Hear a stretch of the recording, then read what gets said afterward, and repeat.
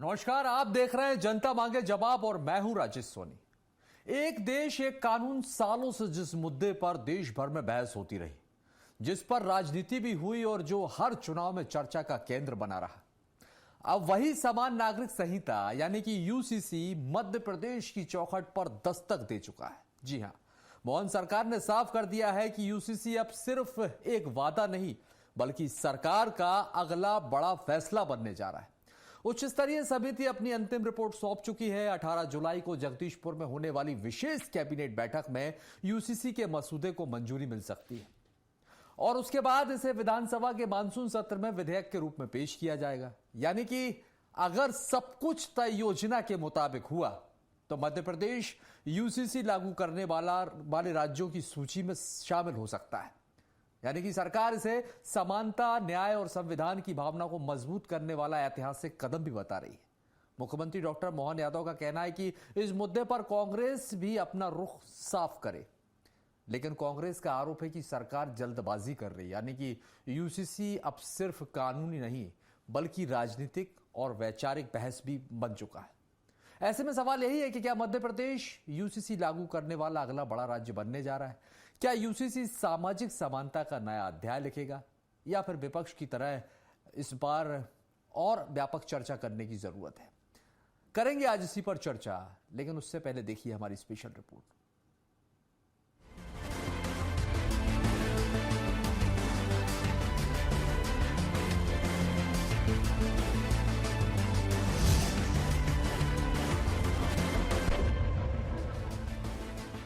मध्य प्रदेश में समान नागरिक संहिता यानी यूसीसी को लेकर सरकार ने तैयारियां तेज कर दी हैं। सीएम मोहन यादव की अध्यक्षता में हुई कैबिनेट बैठक में यूसीसी समेत कई अहम मुद्दों पर चर्चा हुई। सरकार ने संकेत दिए हैं कि 18 जुलाई को जगदीशपुर में होने वाली विशेष कैबिनेट बैठक में यूसीसी के मसौदे को मंजूरी दी जाएगी। इसके बाद 21 जुलाई से शुरू होने वाले विधानसभा के मानसून सत्र में इसे विधेयक के रूप में पेश किया जाएगा। सरकार का कहना है कि यूसीसी के लिए गठित उच्च स्तरीय समिति अपनी अंतिम रिपोर्ट सौंप चुकी है और रिपोर्ट तैयार करने से पहले समाज के कई वर्गों से सुझाव भी लिए गए हैं। माननीय मुख्यमंत्री जी ने बताया कि समान नागरिक संहिता यूसीसी के ऊपर जो दल गठित किया गया था उसने अपनी पूरी रिपोर्ट मुख्यमंत्री जी को सौंप दी है।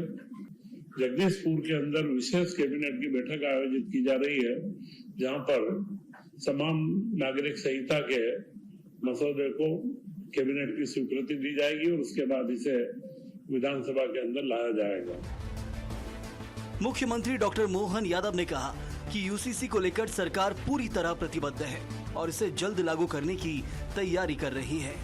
उन्होंने कांग्रेस से भी इस मुद्दे पर अपना स्पष्ट रुख बताने की बात कहते हुए आरोप लगाया कि विपक्ष हर विषय को वोट बैंक की राजनीति के चश्मे से देखता है।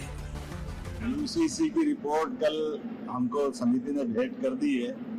मैं ये जरूर बताना चाहूंगा कि अब कांग्रेस स्पष्ट करे कि वो यूसीसी पे क्या करना चाहती है। कांग्रेस भोजशाला हो या यूसीसी हो, कांग्रेस हमेशा हिंदू मुस्लिम वोटों के आधार पर वोटों को इस नजर से देखती है। हम विधानसभा में पेश करके उसके बारे में, उसकी अच्छाइयों के बारे में, उसकी अंदर की सच्चाइयों के बारे में बताएंगे। वहीं कांग्रेस ने सरकार की मंशा और प्रक्रिया दोनों पर सवाल खड़े किए हैं। पूर्व मंत्री पीसी शर्मा ने कहा कि समान नागरिक संहिता जैसे अहम कानून पर व्यापक जन चर्चा होनी चाहिए और आम आदमियों से चर्चा होके इसको लाया जाए। अभी यह कुल प्रतिनिधियों से उन्होंने डिस्कस किया है, लेकिन आम लोगों की राय ली जाए। जिस तरह से चुनाव में वोट होता है प्रजातंत्र में, लोकतंत्र में, उस तरह से मैं समझता हूँ कि इसमें लोगों से पूछना चाहिए, इसके वोट डलाए जाएं। मध्य प्रदेश में यूसीसी को लेकर अब सियासत भी तेज हो गई है।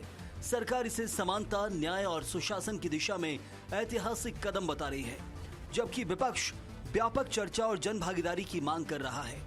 अब सबकी नजर 18 जुलाई की विशेष कैबिनेट बैठक और उसके बाद विधानसभा के मानसून सत्र पर है, जहां ये साफ होगा कि मध्य प्रदेश समान नागरिक संहिता लागू करने की दिशा में कितना बड़ा कदम उठाता है।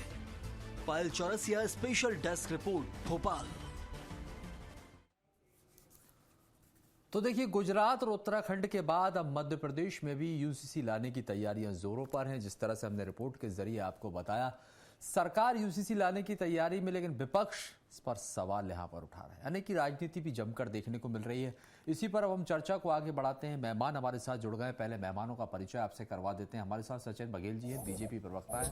सचिन जी, आपका बहुत स्वागत है। यशवंत सिंह चंदेल जी, कांग्रेस प्रवक्ता हमारे साथ हैं। यशवंत जी, आपका भी बहुत स्वागत है। प्रवेश गौतम जी, वरिष्ठ पत्रकार हमारे साथ हैं। प्रवेश जी, आपका भी बहुत स्वागत है। आप सभी मेहमानों का स्वागत करते हैं। सबसे पहले मैं बीजेपी प्रवक्ता सचिन बघेल जी आपके पास आना चाहूँगा। सचिन जी, तैयारी पूरी हो गई है? क्योंकि जिस तरह से टीम का गठन हुआ और टीम ने अपनी रिपोर्ट आपको सौंप दी है, यानी कि अब ये माना जाए कि उत्तराखंड और गुजरात के बाद मध्य प्रदेश तीसरा ऐसा बड़ा राज्य बनने वाला है जिसमें यूसीसी जो है वो लागू होगा। एक देश और एक कानून, पूरी तैयारियां हैं आप लोगों की?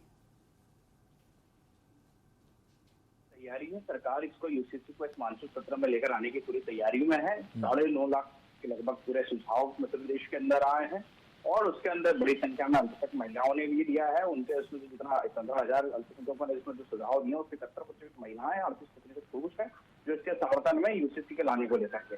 तो पूरे प्रदेश भर में एक विधान एक संविधान, एक देश एक संविधान की प्रक्रिया पूरी शुरू हो गई है और बहुत जल्दी इस देश के अंदर हम लोग यूसीसी लागू होता हुआ देखने वाले हैं।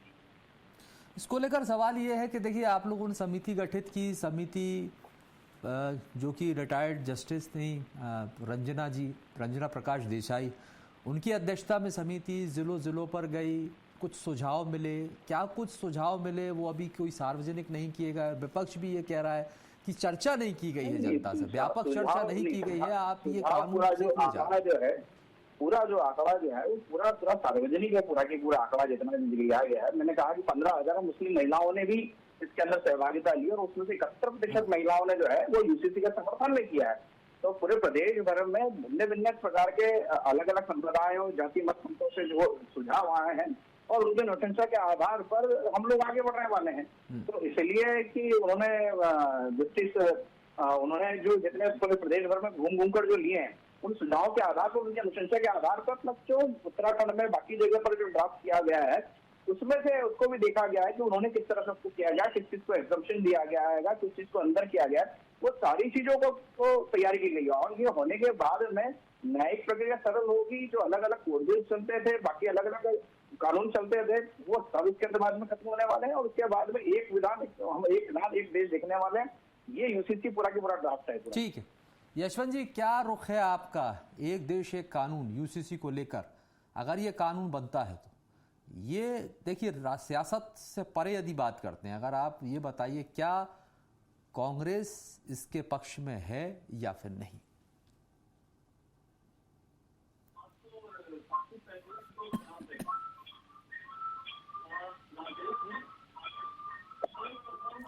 यशवंत जी, आपकी आवाज नहीं आ रही है, शायद म्यूट है आपका। अभी आ रही है क्या? जी बिल्कुल, हाँ। राजेश जी, पहले तो मैं ये पूछना चाह रहा हूँ कि यूसीसी का अभी आपने ही बताया कि इन्होंने कहा कि 18 जुलाई को कैबिनेट में पेश करेंगे और 21 को ये विधानसभा में। अगर आपको ये करना ही था तो इस पे थोड़ा सा समय लेना था। आप इस पे सरकार पूरी तरह से, राजेश जी, केवल राजनीति कर रही है। इनको यूसीसी से मतलब नहीं है, इनको किसी कानून से मतलब नहीं, इनको केवल वोट के ध्रुवीकरण से मतलब है। और वो मैं आपको क्यों कह रहा हूं, इसको मैं उदाहरण सहित आपको बताता हूं। पहले तो देखिए, अगर आप ये सदन में पेश करना चाह रहे हैं तो इसके लिए पहले आपको एक सर्वदलीय बैठक बुलानी थी। आपने क्या सर्वदलीय बैठक बुलाई? क्या आपको सभी पक्षों से बातचीत करनी चाहिए थी? आपने सभी पक्षों से बातचीत की क्या?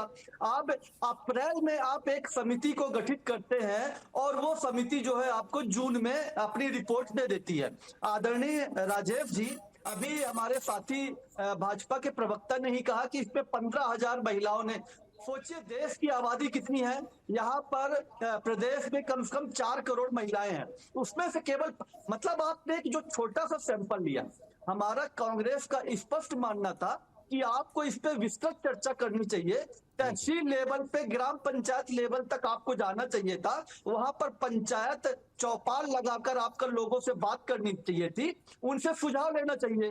और सुझाव लेने के बाद जो भी इसमें पक्ष हैं, चाहे आदिवासी हो, चाहे महिलाएं हो, चाहे अल्पसंख्यक हो, जो भी है, हर पक्ष का अपना आप उनसे राय लेके और फिर एक प्रॉपर मसौदा बनाते।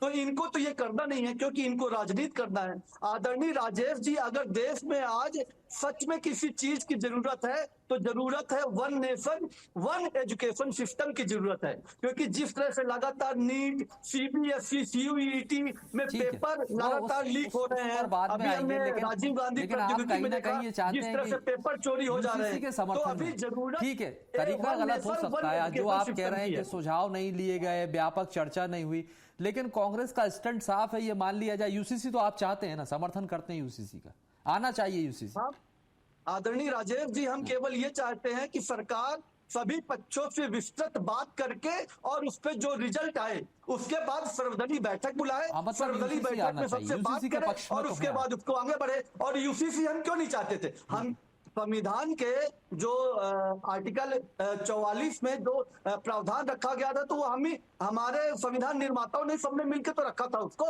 लेकिन क्यों नहीं उसको लेकर सही ढंग से लागू करने की बात हो रही है। नहीं, इतने सालों सरकार रही तो फिर तब आप मान रहे हैं कि प्रयास धारा नहीं 44 किए के गए। अनुच्छेद 44 के अनुसार लागू यूसीसी हो रहा है, तो समस्या कहाँ है? उसके ऊपर भी इतनी अपन इतनी लंबी चौड़ी बातें क्यों कर रहे हैं? इसके ऊपर हम ये क्यों कह रहे हैं कि इस पर जितने सुझाव, उतने सुझाव संविधान में उसको किया गया है। 9.5 लाख लोगों ने सुझाव दिया इस विषय के ऊपर, और कांग्रेस के को भी बुलाया गया, सर्वदलीय सभी लोगों को सुझाव के लिए बुलाया गया था। उस बैठक का कांग्रेस ने बहिष्कार क्यों किया? उसमें तो कांग्रेस का कोई प्रतिनिधि वहां नहीं आया। कांग्रेस के बाकी सारी पार्टी के लोग आए थे, उसमें सपा भी थी, कम्युनिस्ट पार्टी भी थी, सब मध्य प्रदेश के सारे लोग आए थे कांग्रेस से छोड़ के। तो जब सुझाव आपसे सब मांगे गए थे सरकार के द्वारा, उस बैठक के अंदर आपकी कांग्रेस जो है उसका प्रतिनिधित्व कुछ नहीं था, हमने बाइकआउट किया। तो बाइकआउट क्यों किया था उस समय?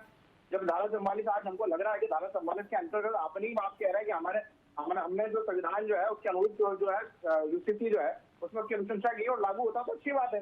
तो फिर विवाद किस बात का आएगा और किस बात की लड़ाई हो रही है? और रही बात सुझाव की, तो 9.5 लाख बड़ी संख्या होती है और हर शहर में बैठक कर करके सुझाव लिए जाए। छोटी मोटी संख्या नहीं है वो। और जिनके सुझाव लिए गए वो जो जागरूक नागरिक थे, जिन लोगों को आना चाहिए था, जो वरिष्ठ नागरिक थे हर शहर के, उनके सुझाव लिए गए पूरे के पूरे। तो इसलिए ये कहना कि हमने सुझाव नहीं लिए, इतनी जल्दी क्या थी, उतनी जल्दी क्या थी? पिछले 2.5 महीने से सारे के सारा विषय सारा वेबसाइट पे चल रहा है, अखबारों में चल रहा है, टीवी चैनल पे चल रहा है। मुझे लगता है मैं आपसे 2-3 चौथी बार मुखातिब हो रहा हूँ उसके अंदर यूसीसी के माध्यम से, क्या यूसीसी के विषय के ऊपर।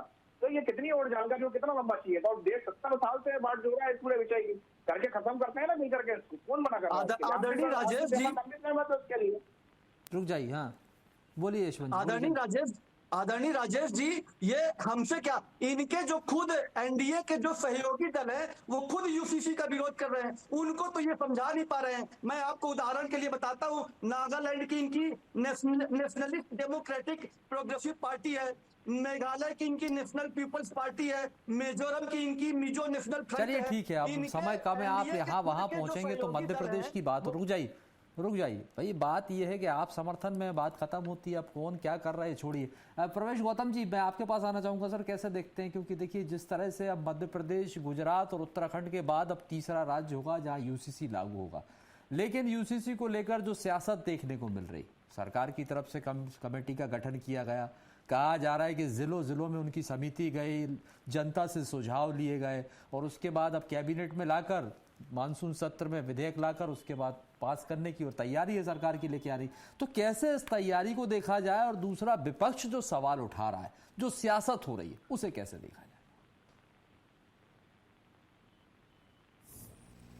सबसे पहले तो मैं ये कहना चाहूंगा, यूनिफॉर्म सिविल कोड बहुत हद तक एक मजाक है।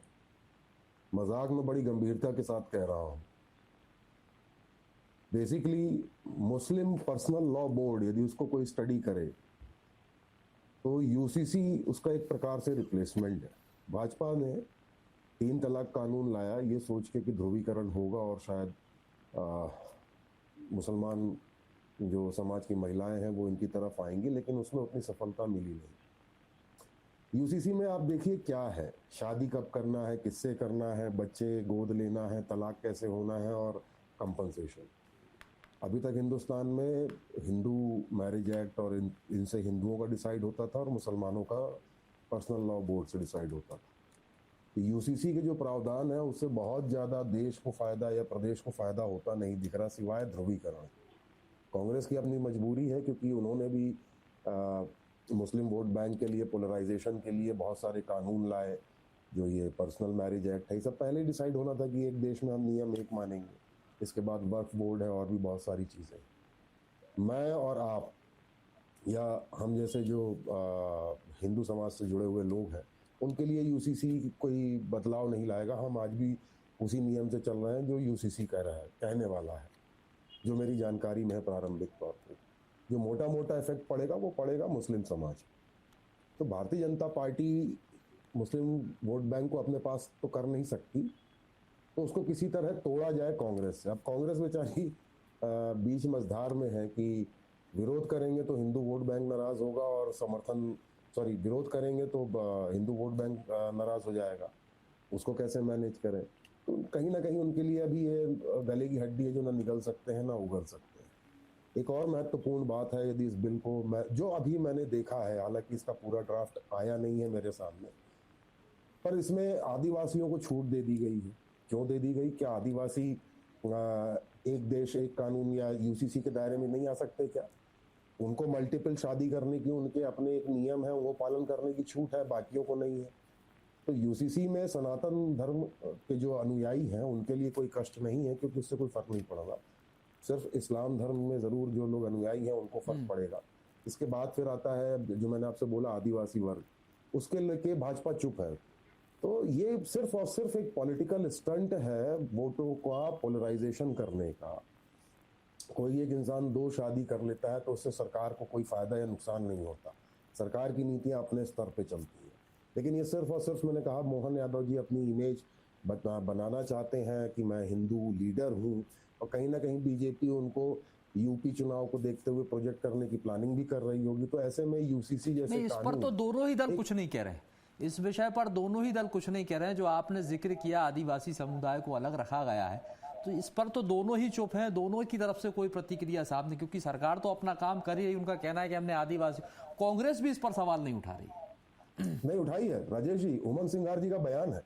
वो तो बल्कि खुश हैं कि चलो आदिवासियों को छोड़ दिया। उमंग सिंघार जी ने जनगणना को लेके ये बयान दिया था, मतलब बकायदा स्टेज पे बोला था कि जब आप जनगणना हो तो आप अपना धर्म वहां आदिवासी लिखिए। तो बेसिकली इसको लेके, आदिवासियों को लेके कांग्रेस को तकलीफ नहीं है। तकलीफ उनको सिर्फ इस्लाम धर्म के अनुयायी लोगों को लेके है, क्योंकि उनका एक बहुत बड़ा वोट बैंक है। यदि वो इनसे नाराज हो गया कांग्रेस से, तो मध्य प्रदेश में जो 65 सीटें हैं या बाकी पूरे देश में जो सीटें हैं वो आधी की आधी हो जाएंगी। क्योंकि ये भी जानते हैं कि ये फाइट में तभी तक है जब तक जो इस्लाम धर्म के अनुयायी हैं या इनका जो ये वोट बैंक है मुस्लिम, ये इनके साथ है। जिस दिन ये हट गया तो मुझे नहीं लगता कि बीजेपी से फाइट कर पाएंगे। और वहीं हिंदुओं को भी ये साधना चाहते हैं, इसलिए कुछ बोल नहीं रहे। और एक बात और है, मेरे को अच्छे से याद है जिस दिन ये बैठक हुई थी भोपाल में, जिसमें कई दलों हर दल को बुलाया गया था, उसमें शायद कांग्रेस ने पार्टिसिपेट नहीं किया था। उसमें एक समाजवादी पार्टी और एक और कोई पार्टी को इनविटेशन नहीं किया था, बाकी सबको आया था। ये प्रशासनिक अकेडमी में बैठक हुई थी, मैं उस वक्त आसपास ही मौजूद था, तो मैंने पूछा भी था, तो कांग्रेस वालों ने इस पर जवाब नहीं दिया था। गोल मोल बात जरूर की थी। तो कांग्रेस इसको ना समर्थन कर सकती है ना विरोध कर सकती है खुल के, तो उनके गले की हड्डी है। पर हाँ, मैं फिर कहना चाहता हूँ राजेश जी, ये सिर्फ एक पॉलिटिकल स्टंट है वोटों का पोलराइजेशन। वरना एक इंसान 2 शादी करे, 3 शादी करे, उससे या तलाक कैसे लेगा वो लेगा, उससे ना तो प्रदेश का कोई आर्थिक भला होने वाला है, ना नौकरियां मिलने वाली है, ना कुछ और होने वाला है। सिर्फ और सिर्फ हिंदुत्व की एक इमेज आगे बढ़ाने के लिए कि हम यूसीसी ला रहे हैं, ये प्रचार किया जा रहा है। अच्छा, हिंदुओं को कोई फर्क नहीं पड़ता राजेश जी, आप हो या मैं हूं या शायद जो नीला जी, इनको भी कोई फर्क नहीं पड़ता, क्योंकि हम पहले से ही इन नियमों को पालन करते आ रहे हैं। बिल्कुल, हमारे लिए सिर्फ और सिर्फ 2 समुदाय को पड़ता है, एक आदिवासी और एक इस्लाम के अनुयायी जो है, मुस्लिम वर्ग जो है, इन दोनों को तकलीफ होती है। तो आदिवासियों को छोड़ दिया, तो इसको यूनिफॉर्म सिविल कोड तो मत कहिए, क्योंकि भारतीय जनता पार्टी मेरे अनुसार आदिवासियों को तो शायद हिंदू या सनातनी नहीं मानती। यदि मानती होती तो यूसीसी में ले आती, लेकिन उसको नहीं छेड़ेंगे क्योंकि वो भी एक बहुत बड़ा वोट बैंक है, कुछ हद तक बीजेपी को मिलता है। यही तो कुल मिला के इस चीजों को देखें तो कांग्रेस इसके पक्ष में या विपक्ष में खुल के कभी नहीं बोलेगी। और डिबेट में भी गोल गोल बातें ही हो रही हैं, जैसा कह रहे हैं कि आप बैठाइए बुलाइए, जब प्रशासनिक अकादमी में बुलाया गया था तब कांग्रेस का कोई गया नहीं था, शायद उसमें कांग्रेस विधायक जरूर गए थे, मुझे जहां तक याद आ रहा है। आरिफ मसूद, राजेश जी आपको याद होगा ये चीज, आरिफ मसूद जी शायद उसमें गए थे, बाकी कोई नहीं गया था। और आरिफ मसूद जी ने इसका विरोध भी किया था कि कांग्रेस के नेता हमारे आने चाहिए थे, सामने बात रखनी चाहिए थी, तो उसमें पहुंचे नहीं थे वो लोग। तो ये बड़ी इंटरेस्टिंग बात है कि ओवरऑल सिनेरियो जो है इसका सिर्फ और सिर्फ वोट बैंक का और कुछ नहीं है। ठीक, शादी 2 करोड़, सचिन 3 बघेल करोड़, जी, 1 क्या करोड़ यही नहीं, माना ये जाए सरकार इसकी को टाइमिंग को लेकर आपसे समझना चाहेंगे 2028 को लेकर, इसीलिए आप लोग इसको लेकर आ रहे हैं? 28 में चुनाव है, यही टाइमिंग है। पत्रकार है, बहुत उनका सम्मान करता हूँ और बड़ी विनम्रता के साथ उनकी बात का मैं से आता है। और कोई भी जो है यूनिफॉर्म सिविल कोड जो बातें कर रहे थे, उसमें धारा 44 और संविधान के अनुसूची 5 और 6 के अंतर्गत, और ये संविधान मंत्री नियुक्त किया गया है कि ये जो यूनिफॉर्म सिविल कोड को जो निर्दिष्ट किया गया है, उसमें वहाँ एग्जेप्शन दिया गया है आदिवासी पूरे समुदाय को, तो उसके आधार पर ही यूसीसी बनना है पूरा की पूरा। दूसरा वो कह रहे थे कि ये जो है ये धार्मिक मामला है और बाकी लोगों को जो है मुस्लिम्स को प्रभावित होंगे, ऐसा बिल्कुल नहीं है। ये ध्रुवीकरण इस प्रकार का, तब भारतीय जनता पार्टी की सरकार सबका साथ सबका विकास के साथ चलने वाली है, सबको लाभ मिले, कोई यहाँ इस शासन के अंदर शोषित ना रहे, उसकी वो उसके लिए संकल्पित है। और ये जो बात कह रहे थे कि धार्मिक नुकसान होगा, आपकी धार्मिक कहीं किसी प्रकार की परंपराएं, सांस्कृतिक परंपराएं किसी भी धर्म की, मुस्लिम धर्म की नहीं, बाकी जितने भी धर्म धार्मिक धर्म है, उनकी किसी की भी परंपराएं, धार्मिक परंपराएं प्रभावित नहीं होने वाली कहीं से कहीं तक भी। ये तो एक समाज में अंदर एक समरूपता लाने की प्रयास है यूसीसी के माध्यम से। तो इसलिए यूसीसी आ जाएगा तो उसमें समस्या क्या हो सकती है?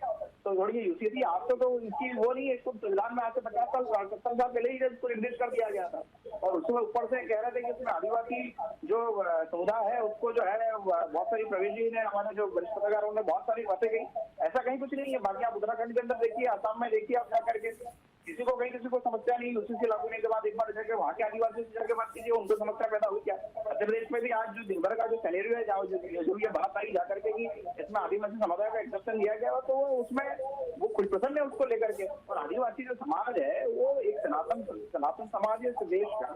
सनातन का मतलब पुरातन है, जो इस देश के अंदर आदि अनादि काल से रहता आ रहा है, वही आदिवासी है। हम सब आदिवासी हैं, हम सारे के सारे लोग जो आदिकाल से लेकर रहते आ रहे हैं धरती के ऊपर। इसलिए ये हमारी दृष्टि के अंदर, मैंने जो हमारे विश्व सरकार है उनको भी, मतलब मेरा व्यक्तिगत सुझाव है और बड़ी विनम्रता के साथ में है कि हमारी दृष्टि के अंदर सारे लोग समान ही होना चाहिए।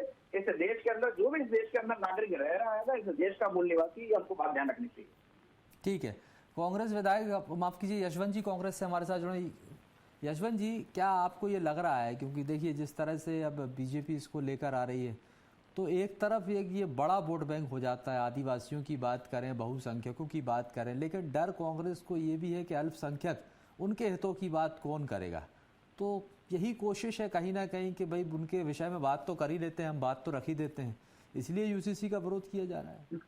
आदरणीय राजेश जी, कांग्रेस हर वर्ग, हर समुदाय और हर धर्म के लोगों की बात करती है और सबके साथ में खड़ी है। ये हमारा कांग्रेस इस विचारधारा पे बात करती है। हम बात करते हैं, अगर ये यूसीसी से पहले ये one nation one education system की बात क्यों नहीं करते? ये अभी डेटा आया नीति आयोग का, 10 साल के अंदर 94,000 स्कूल बंद हो गए, उस पर ये बात क्यों नहीं करते? ये पैसा अभी तो बात यूसीसी पर चल रही ना यशवंत जी, बात सुन लेने दीजिए। अभी आपने बीजेपी के प्रवक्ता ठीक है, तो आप यूसीसी पर बात दिया है, मुझे भी 2 मिनट दीजिए बोलने दीजिए। अभी पैसा कानून पूरे देश भर में, ये पूरे प्रदेश में क्यों सही ढंग से लागू नहीं हो रहा है? अभी जातिगत जनगणना की जो कांग्रेस बात कर रही थी, उससे ये पीछे क्यों हट रहे हैं? अभी ओबीसी आरक्षण के लिए जो हम बात कह रहे हैं, उससे ये पीछे क्यों हट रहे हैं? ये केवल, जैसे आदरणीय वरिष्ठ पत्रकार प्रवेश जी ने कहा, केवल पोलराइजेशन के लिए, केवल क्योंकि इनके पास कुछ है नहीं, 2.5 साल हो गए, 2.5 साल में ये 2 उपलब्धि अपनी बता नहीं सकते, तो ये केवल यूसीसी केवल इसी, यानी कि यूसीसी के माध्यम से फायदा देने की कोशिश है। शुक्रिया आप मेहमानों का हमारे साथ चर्चा में शामिल होने के लिए। सचिन बघेल जी, यशवंत जी, वरिष्ठ पत्रकार प्रवेश गौतम जी, आप सभी मेहमानों का बहुत बहुत स्वागत है, बहुत बहुत धन्यवाद। और देखिए, यूसीसी की फाइल ड्राफ्टिंग के बाद सरकार की मानसून सत्र में से पास कराने की तैयारियां तेज है, तो वहीं दूसरी तरफ विपक्ष का हंगामा भी जारी है। तस्वीरें मानसून सत्र में साफ होंगी कि यूसीसी की ड्राफ्टिंग कानून का रूप लेगी या विपक्ष के हंगामे की भेंट चढ़ेगा, देखना बहुत दिलचस्प होगा। फिलहाल के लिए हमारे कार्यक्रम में इतना ही। आगे भी खबरों का सिलसिला लगातार जारी है, आप देखते रहिए स्वराज एक्सप्रेस।